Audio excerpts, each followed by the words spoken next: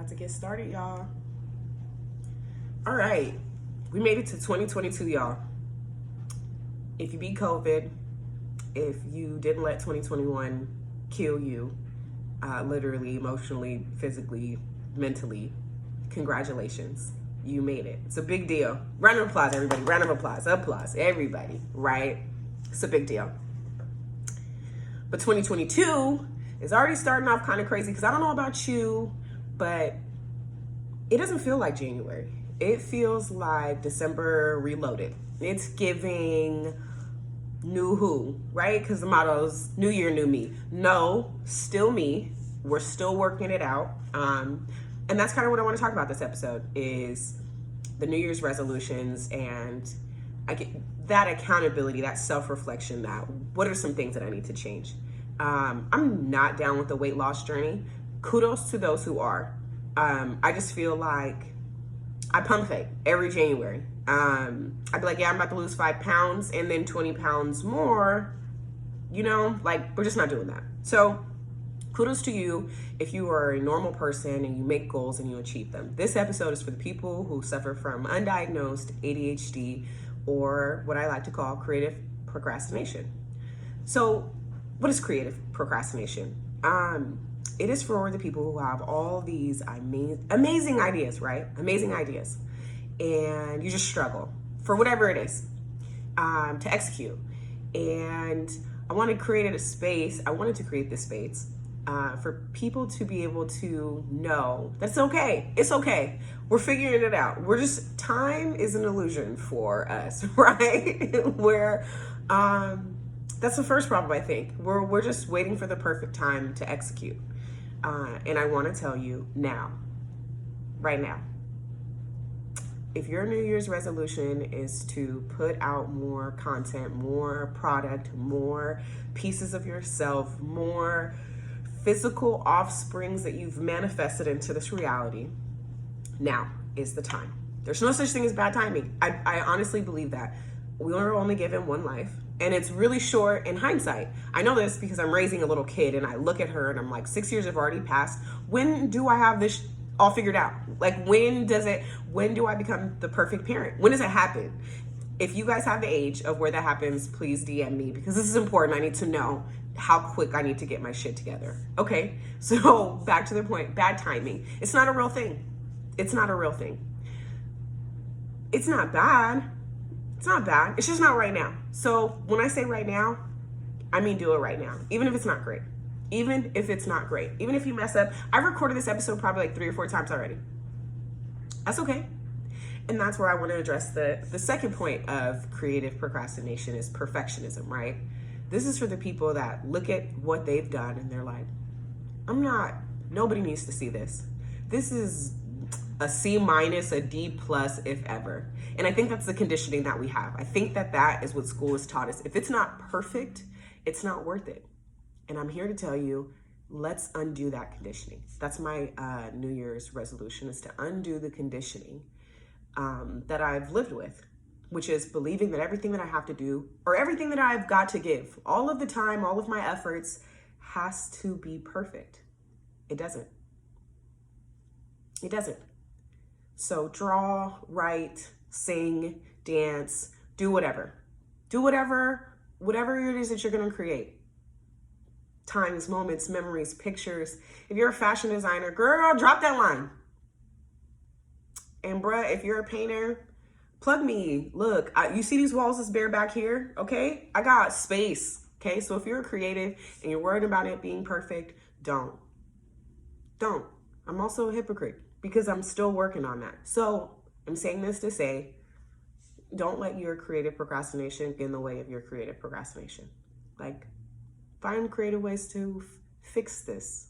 If this is something you want to change, some people are okay with it. Me, I'm not. I don't want this life to go on and the world doesn't have little pieces to remember me by. And when I say the world, I mean my world, and that's my daughter. So if y'all don't like this, that's okay. That's okay, baby. That's okay. It wasn't for you. No, I'm just kidding. It's for you. I love all you guys. Some more points about creative procrastination. This is how you know if you have it. If you start everything and you finish nothing, and I mean nothing. There is nothing in my life that I've started that I finished. Literally nothing. No, that's a lie. I want to say in the midst of the pandemic of 2021, I knitted a scarf for my daughter and I finished it. And when I say I finished it, I mean, it probably wasn't done. It still was not perfect. Girl, it's janky. She loved that scarf, by the way. She loved that scarf. It's like pink, purple with some glitter in it. It's like a little rainbow ombre type deal. I ran out of yarn. I could have got some more. I could have fixed it. I could have made it, you know, a little less janky. I still got it. I'll probably show it to you on another episode, or I'm gonna have her rock it for you because it's still cold in Washington. So there's that. But yeah, starting everything and finish nothing. I brought some examples to show you guys. Okay, so 2022 has started, and I do this thing where I purge every beginning of the year or every 3 months, whichever like messes with my anxiety. Basically, I get rid of everything that I don't need or don't use, which is clothes, books, shoes, toys. My daughter has so many toys. This year, for me, it was getting rid of all of these journals. I had over 40 journals. So listen to me when I say this, homegirl, you don't need another journal. Put it back. Put it back. You went into Target. You went in for 3 items. It was not another journal. You went into Marshall's for 4 items. It was not another journal. Stop letting them get your $8, sis, because you're not gonna finish them books, okay? So find out what your medium is. Find out what your medium is. And when I say find out what your medium is, find out what tools help you to execute. So for me, I learned through therapy that I'm audio. I do better with conversation. Now, I would love for someone to be here, but I don't got no friends in Seattle. If you want to be my friend in Seattle, pull up, because I need new friends that aren't 6 years old and that don't make me feel like I'm their maid. But no, for real, starting and finishing nothing. These are all pages, all of these beautiful pages that I ripped out of 40 journals. 40 journals. Why did I need that many journals? I don't know. I don't know. However, I did rip out the contents, and if the book was less than 75% empty or more than 75% empty, I did donate it. So if you go to any of the Goodwills and you see like a bunch of journals, that was me. You're welcome. But yeah, it's literally just, I'll start writing something, whether it's a thought or a storyline or a prayer, a manifestation, you know. You know what's crazy? Boom. Open the book, found something called Cinderella's Dream. I told you I'd be having these creative moments, me in cannabis, okay? So I'm gonna read it to you. It's Cinderella's Dream. Belizean daughter of a lost mother who manipulated my internal needs to help. 2 sisters and a quiet brother, mouse-like, cleaning and crafting, never creating, only bettering. I don't know what that was. I can't tell you what any of that means, sis. Does it sound nice coming out my mouth? Sure it does. This is a beautiful thought, though. If you like to write or if you like words, find your medium. Either way, starting everything and finishing nothing is not going to help you. So my recommendations are to take the pages and fill one book. Fill one book. That's my plan this year. So take all these pages and fill one book. I don't know if it's going to be poetry, if it's going to be a bunch of stories, because there's literally 50,000 things in here, right? Listen, boom, joy to the world, okay? Oh, to me, I love my name. I want y'all to know that was not always the case.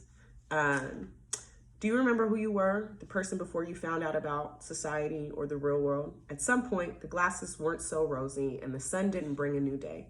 It was just another 24 hours of yesterday. The same bullshit, just on fast forward or rewind in slow motion. I wasn't always so hopeless or some days so hopeful, but I have always been joy, for better or for worse. I love me. I don't know about y'all, but I love me. I hope you guys love you too, and I hope my show makes you love you too. Okay, back to the creative procrastination. Overthinking and excuses. Cut the shit out. Everybody's got a little hater in their voice, like in their head. And sometimes it's you, and sometimes it's like the girl in 3rd grade who said you was ugly because you were 90 pounds and didn't have no titties. Whatever the case may be, cut the hater out. Cut the hater out, because I promise you the world loves you more than you will ever know. That's if you're a good person. If you're not, I can't help you. Seek help. But overthinking and making excuses for yourself is only hurting you. So please get out your own way. And lastly, when it comes to creative procrastination, this is one of the biggest things that I struggle with, and it's the impact that this would make. The impact. How is what do I do affecting the world, affecting others? I write, no one reads it. Who is it impacting? And sometimes stuff isn't for everybody. This is for that oversharing stuff. Okay, so I do got some stories that I'll tell you, and you'll be like, Joy, I didn't want to know that about your life. Go ahead and drop that comment, because if you don't care, I don't care either. But hey, at least I know that you don't care. So yeah, seriously, the impact. You could change someone's life, but if only they know, if they see it, if it's out there. So when it comes to that creative procrastination, it doesn't have to be perfect. Yes, it's so easy to start. It's so easy to start, but the overthinking, the excuses, making reference to bad timing, the perfectionism, all of that will not help you finish anything. So kill the hater in your brain. Kill her. Kill him. Shoot him. Shoot him. And finish it. Finish it. Share it with your friends. Share it with your mom. Share it with the person who you love the most. Share who it's about. Share the world. Share. Because I can tell you now, the most impactful things that I've ever experienced are the things that I finished. Even that little scarf. 20 years from now, my daughter's going to be like, my mom knitted me this scarf. I crocheted it. I am a thug. I'm a thug who likes to crochet and write in journals and make podcasts and vlogs and talk to no one. I'm a thug though. No, but I never prefaced, and I'm getting used to this podcast thing. So this is episode, I don't know, of Sparks of Joy. This is the 2022 episode. This is the one that we're going to drop. We're going to keep coming back and having these episodes, and the show's going to form itself. I want to be able to tell you what it's about, but it's really mostly me just sharing my worldly experience and giving my motherly advice to you about creating the version of you that was always supposed to be before someone told you who to be. Or whatever that stuff that I just said that was mad romantic. Whatever it is, be that person. They're great. So yeah, this is it. Welcome. Again, if you made it to 2022, congratulations. Like, it's a really big deal. I really want you to know, like, we're cheering for you. You made it. I made it. I definitely got over coronavirus. I'm still congested. I still got like reduced lung capacity. I feel it when I be walking up hills. Or maybe I'm just out of shape. I don't know. But I'm just here to tell you, this is the first episode of 2022. My show is called Sparks of Joy with an X. Yeah, we'll just talk about life. And maybe I'll get some people on here. It'll do some stuff, you know. But until then, it's just me.